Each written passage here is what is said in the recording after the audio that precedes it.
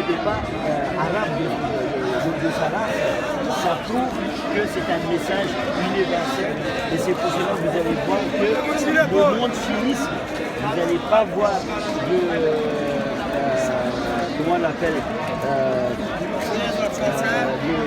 la transgression ou bien le terrorisme. Peut-être il y a quelques-uns disons, qui sont pris ou bien qui sont déroutés, mais le fond du chiisme, c'est toujours la fraternité, c'est toujours le vivre ensemble et toujours être un bon modèle pour les autres. Voilà le message de l'imam Hussein. Justement, à propos de terrorisme, on sait que les chiites en Irak sont exposés au terrorisme. Est-ce que c'est quelque chose qui vous a inquiété à un moment ou à un autre?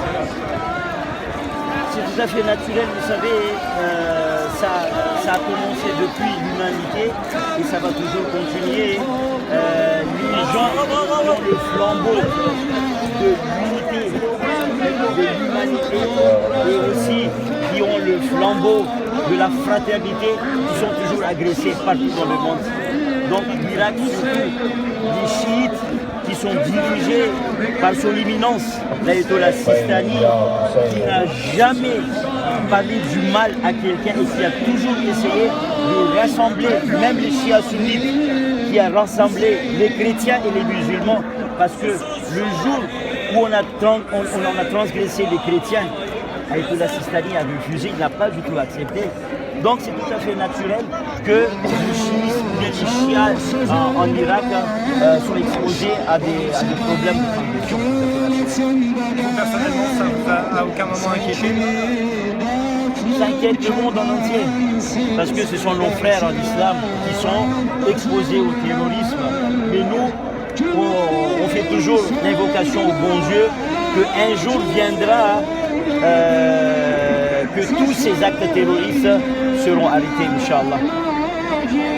Vous êtes venu d'où? Vous pouvez nous raconter votre parcours, comment vous avez fait? Ouais, on est d'origine Madagascar, donc on a pris 3 vols, ça nous coûte cher, mais pour nous c'est un honneur de sacrifier nous-mêmes et aussi notre argent dans le chemin de l'imam Hussein. Donc on a fait Tananarive, Nairobi, Dubaï, on a même loupé notre vol, on a acheté des nouveaux billets pour venir à Najaf.